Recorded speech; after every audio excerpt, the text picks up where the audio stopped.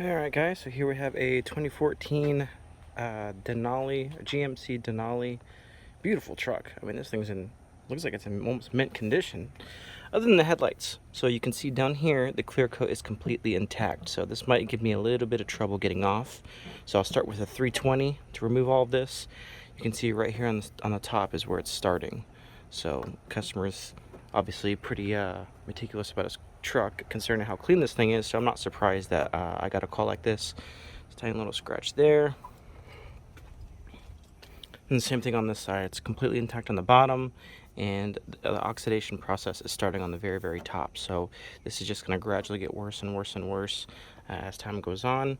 So start with the 320, get everything removed, and then we'll move on to the 600 before applying the clear coat. So let's do it.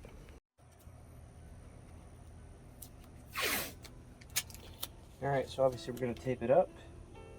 Always try to put tape in between the headlight itself and any body part, whether it be the hood, the fender, or the bumper, or even the grill.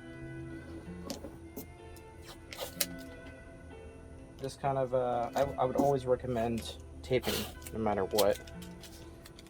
Even if you're sitting with maybe like a 600, something light, even like, 1200, 1500. Always recommend taping it up just to be safe.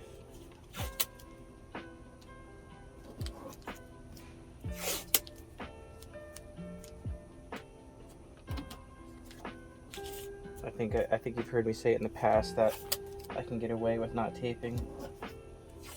That's only in some cases.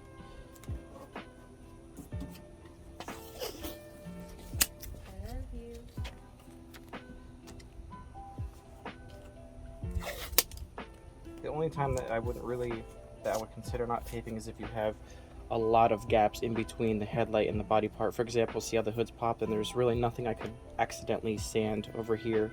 And again, I'm hand sanding, so unless I'm like crazy reckless and I'm doing some crazy stuff, yes, I might have an accident, but if you're using a power tool to sand it, definitely tape it up.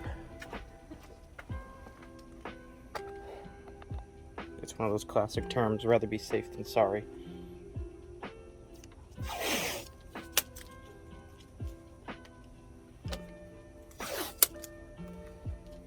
So this gives me a good opportunity to show you guys how difficult removing intact clear coat can be. This is one of those situations where I wouldn't mind using a sanding, using a drill or something. But even then, I'm just not a huge fan of them either. So the odds of having accidents significantly increase for using a power tool.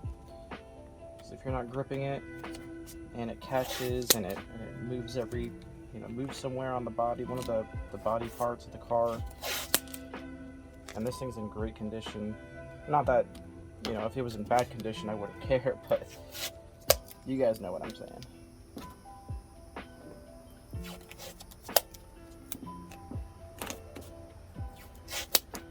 So I'm going to try to go into as much detail as possible when it comes to removing intact clear coat.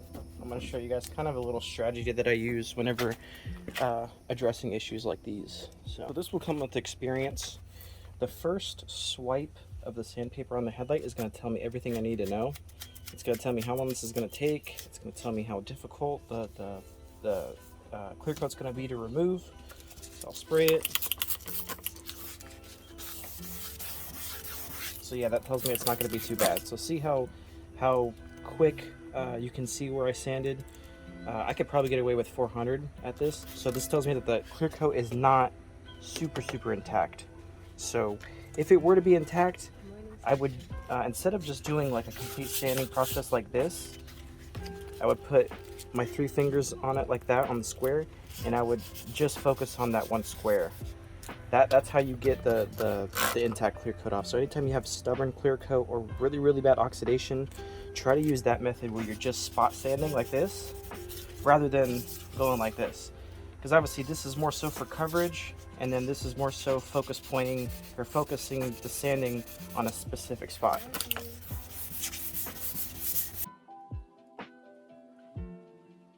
You can see I broke through it pretty quickly. See how it's starting to get all foggy.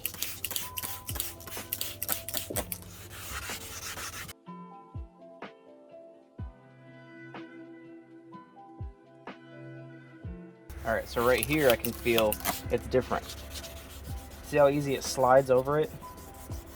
It tells me that the clear coat's still intact in this specific spot, which is not out of the ordinary to have one spot that's not completely intact and one spot that is intact.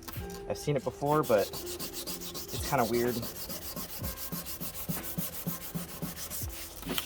So I'll use that strategy I just told you guys. Just spot sanding more.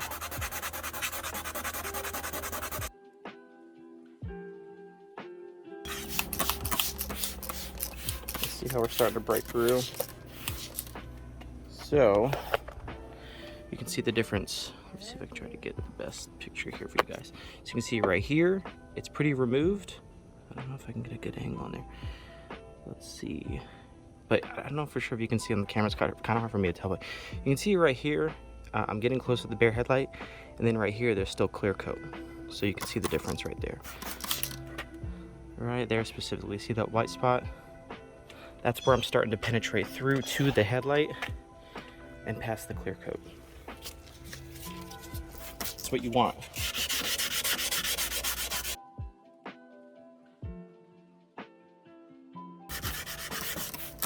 Alright, once you notice you're not getting a very good result, you just switch out the sanding paper.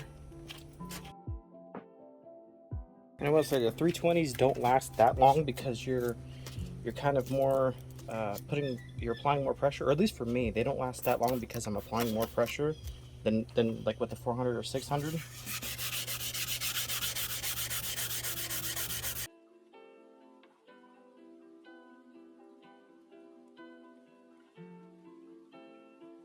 Now, these are the type of situations that DIY kits from the store will not fix. Because the DIY kits are more so just to address oxidation, the thin yellow haze, and that's it. It doesn't address, you know, surface cracks or surface micro cracking. It doesn't address situations like these where the clear coat might be a little bit more intact, and doesn't address like severe oxidation.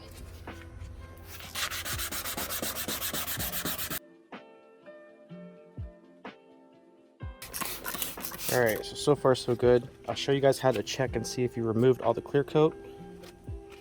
What you'll do is you'll grab the lint-free towel and you'll just dry it. It's going to reveal everything to me. I'm just going to dry the side that I'm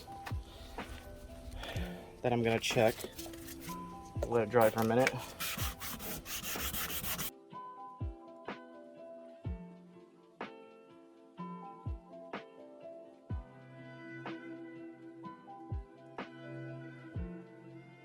Alright, so let's do a quick inspection. So you can see right here, see the difference how it's foggy up here and it's not foggy right here.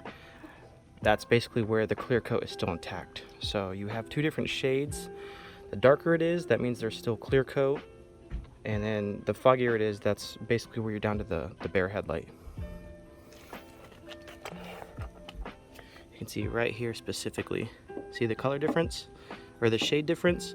It's nice and foggy right here, milky, and it's darker right there. So that's where you still need to sand. So whenever you're doing your inspections, this is what you're looking for right here.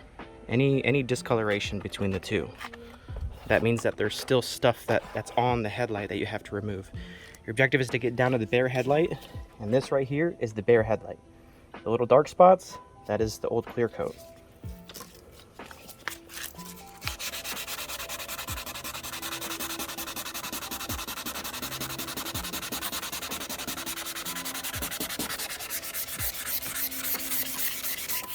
And that's why I wet sand, so I can see that as I'm spraying.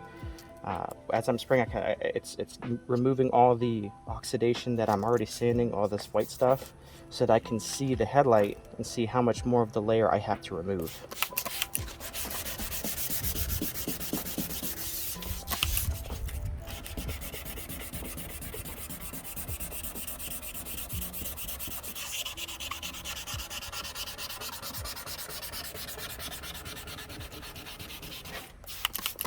Because even if you have a headlight that has a bunch of oxidation, there's still clear coat beneath that. It might be a very, very thin layer, but there's still clear coat beneath it. And obviously that depends on the headlight. I mean, you could have situations where the oxidation is so bad that it's eating through the clear coat and it's hitting the headlight, but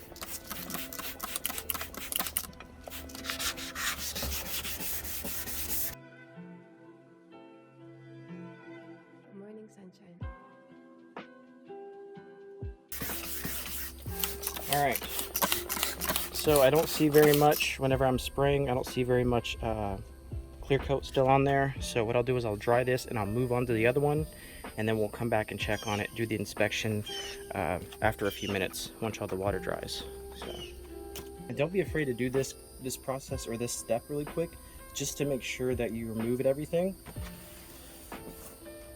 So as I said, if you don't remove all the oxidation in the clear coat, you're going to see it whenever you move on to the next step. Alright, so I just dried it. I got a lint-free towel here. I'm going to use the alcohol on it. I'm just going to go ahead and finish this headlight up if it's ready. I dry it up real good. Remove any contaminants, any oils. If you have any oils on your fingers and you touch the headlight, that'll be on there, because you want to make sure all the oils are completely removed from your hands or anything else. So we're just going to let it sit, let it dry.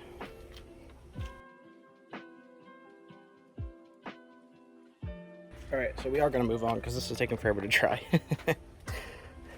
We're not in direct sunlight, so it might take a little bit longer to dry. Alright, so same thing on this one. We're going to start with the 320. And when I say that every headlight is different, I'm not talking about just the vehicle itself between make and models.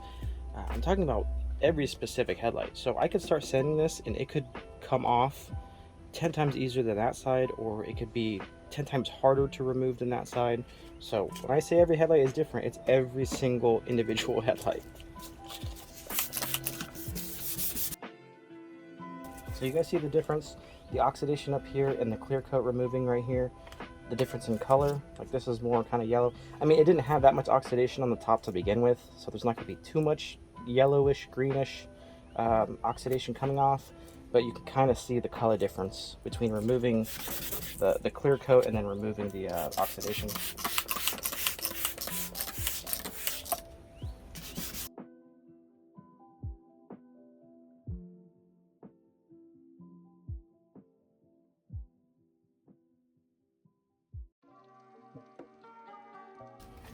All right, let me show you really quick.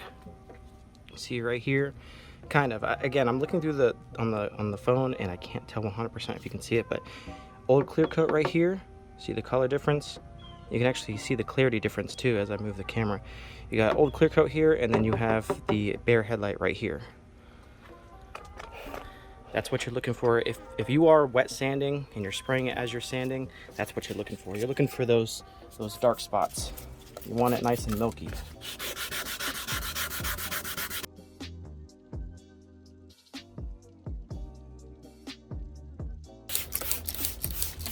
All right, let's inspect the other lens.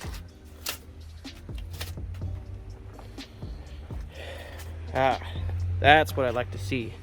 It's all milky, all the oxidation is removed. There's no old clear coat or anything. This is exactly where I want to be, nice and foggy. So it's passed the inspection, which again is something that you should do no matter what method you're doing, making sure you're removing all of that. So now we're gonna finish with the 600, get it dry one more time, and then apply the clear coat. All right, so I got my 600 here, and now we're just gonna go over, get it nice and smooth.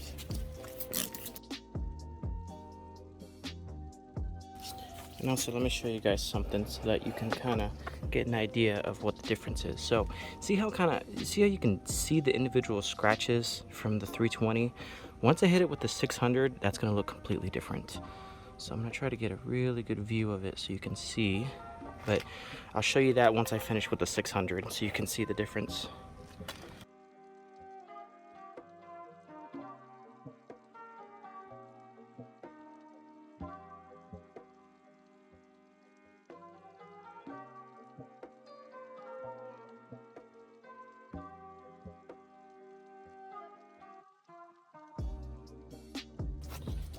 Alright, and since I already got to dry it, I'm just going to clean everything off. That way all I got to do is dry it rather than have to wipe it down.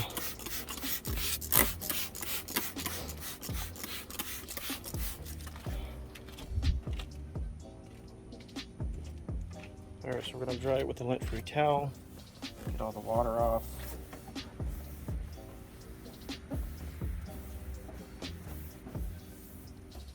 And now we got the alcohol pad, or alcohol soap towel.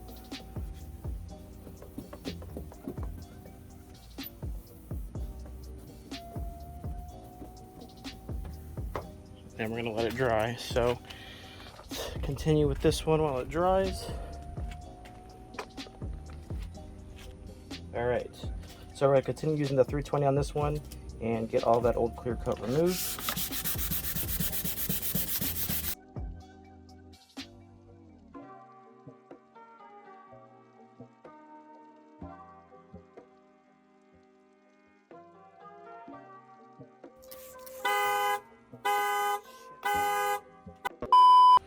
Alright, well, that didn't scare the crap out of me.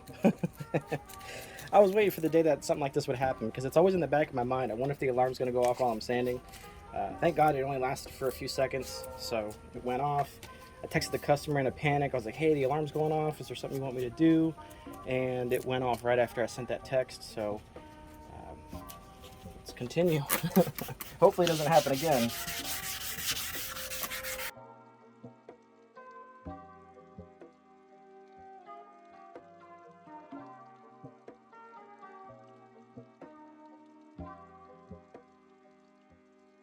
Alright, so it looks good, but we'll never know until we inspect it. So what we'll do is we'll dry this one, and then we'll finish up with the other side. Alright, let's take a look. Oh yeah, it's looking good. So see how the scratches are much more soft, or they're not as present. That's what the 600 does. It gets it nice and dull. Now, my favorite part. I'm going to go ahead and mask it off and apply the clear coat.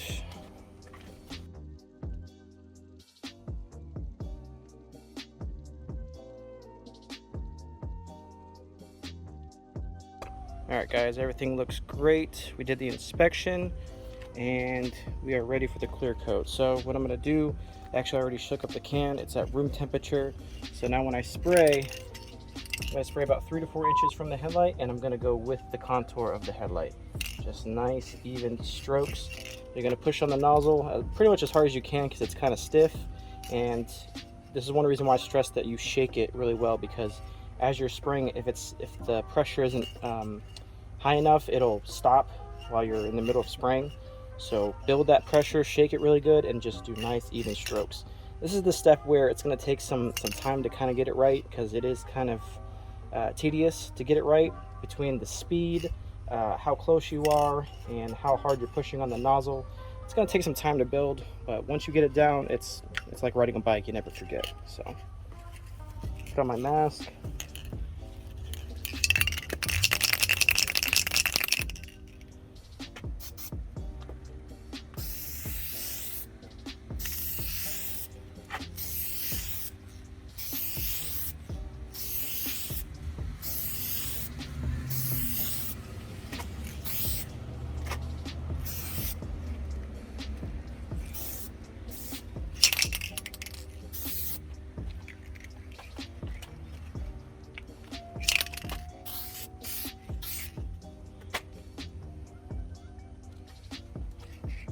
Alright, so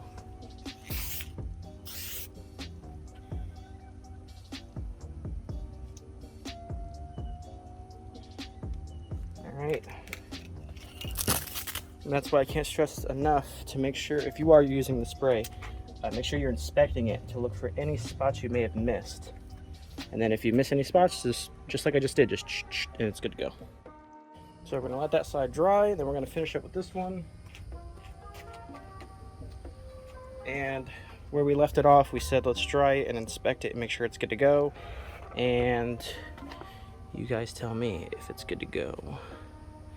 If you see any spots that are dark, And usually the spots that are going to be dark, or the spots that you missed, are always going to be on the edges. So if you missed it, it's right there. You can see it's still a little bit dark. So what we'll do is hit it with the 600 just in that spot. Other than that, everywhere else looks great. Looks like it's ready to spray. So let's go ahead and sand that spot and finish with the 600. All right, so I'm just gonna spot sand with the 320, get that off, and then move on to the 6. All right, so I just finished with the 320, so now we're gonna go ahead and do the 600, move on to the 600.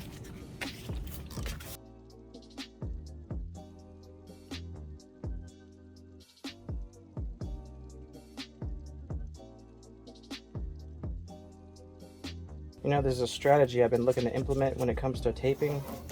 It's kind of layering it on top of each other. That way you can just grab one and kind of pull it all off. But every time I tape, I forget. That can save you a little time when it comes to removing.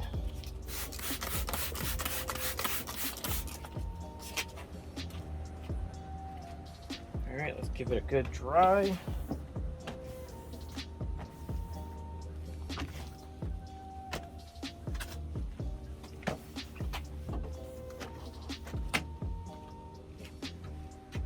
Try it with a lint-free towel. Try to get all that moisture off there. And now we got the alcohol pad.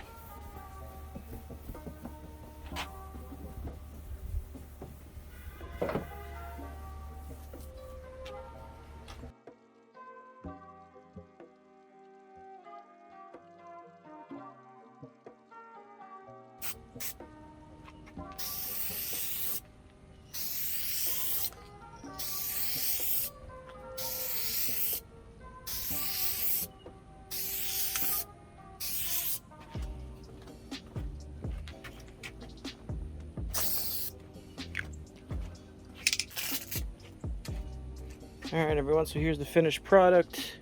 Came out great. I got all that old clear coat removed and the oxidation on the top removed. Now we're just gonna let it sit. It's not in direct sunlight, but it'll still dry. Obviously there's still UV rays out even if you're not directly in the sun.